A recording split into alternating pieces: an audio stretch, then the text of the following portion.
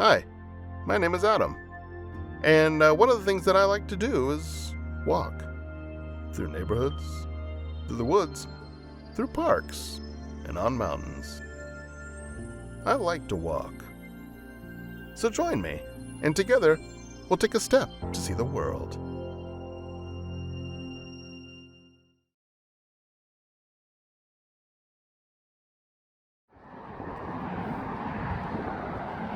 We're back with another abandoned location.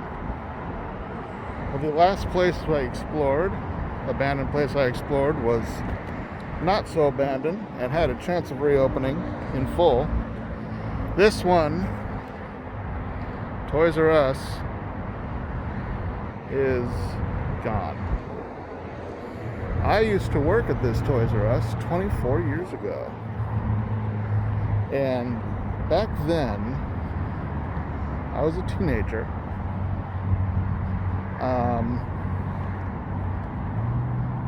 And I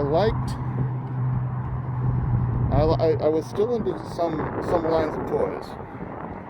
So working at Toys R Us was a dream job, except they didn't give you discounts on the toys, which I thought was ludicrous. Absolutely. So Toys R Us, give me some discounts on the toys. Since then, they've totally remodeled this place. I swear it used to be taller inside than it ended up being, but now it's closed, so it doesn't matter one way or the other. But I thought I'd walk around this place. Why not? Also, I remember actually having, I did score in this parking lot. Lovely woman. Right over here by the railroad tracks, behind the store. It's great. Embarrassing, but great. But yeah, it's weird to see this place abandoned, like really abandoned. When I worked here, it was the beginning of the Christmas season.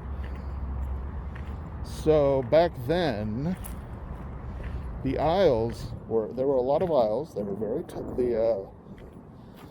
the shelvings on the aisles were really tall. Really tall. They go up like 20 feet. Seemed like towering over people, you know. But the aisles were really thin. So you'd have these people with double wide strollers trying to pass each other, or not even that, just one cart would be like a one-way street. You couldn't get two carts passing each other in an aisle. It was that tightly packed with stuff. And of course you had your end caps and your little kiosks, you know, in the middle of the aisles. But it's just so strange to see this place as dark as it is. Now, for the longest time after this place closed, there was actually still some delivery trucks here. I imagine they were taking their sweet time clearing things out. I see the local graffiti artists have struck. I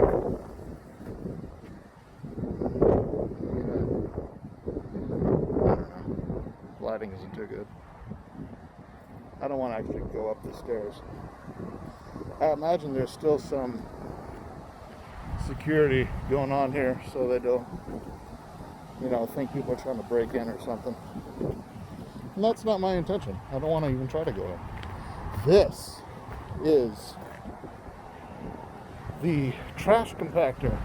And one night, when I was working here, I'd heard a story that some guy had gotten into the trash compactor the night before, like a homeless person, and fallen asleep in there. And the first thing we did in the morning was turn that trash compactor on. And, well, I couldn't have killed the guy, or there would have been bigger news than it was. But yeah, the people were saying that something had happened to a guy who was falling asleep in the trash compactor. And that couldn't have been a pretty sight. But some of the people I used to work with were great.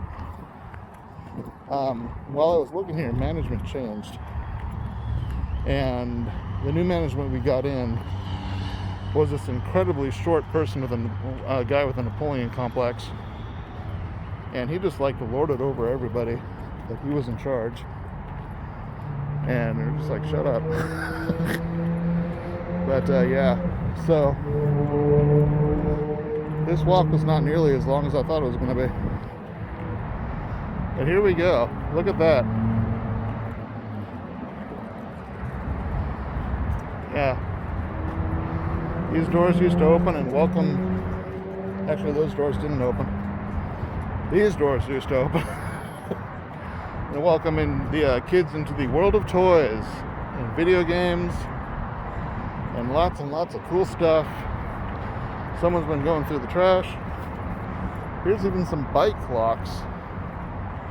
You know, if you're desperate for toys and decide to ride your bike in the rain in Oregon to go to Toys R Us. But yeah, it is so strange to see this parking lot totally empty, and the store sign was up for a long time, but it's gone too. And that's fine. The sign on the side of the building's still there. Looks like they're trying to lease this place out. I understand they were going to try to turn these big Toys R Us block stores into, like, I don't know, storefronts for smaller stores. It just makes me sad. You know, that's like my childhood there, you know? That's my childhood there. And it wasn't that I went very often. My parents didn't like bringing me to Toys R Us because, you know, why the hell would they bring some kid to some place with tons of things they wanted when they can't afford any of them? I understand it now. Back then it was always, you know, like, why aren't you taking me there? It's all there. I want to see all that stuff. But yeah, no, I understood it as I got older. I understood it absolutely when I worked here. One of the things that really bothered me were the kids that did come in, especially during Christmas time. I'd have parents at the cash register with me, and they'd be crying because their kids really wanted something, but the parents could only afford something else. And they still wanted to get their kids something, but they just couldn't afford what the kid wanted. And it broke my heart. That was Christmas time, you know. That's a time to get... Christmas is for kids. The giving is for kids. And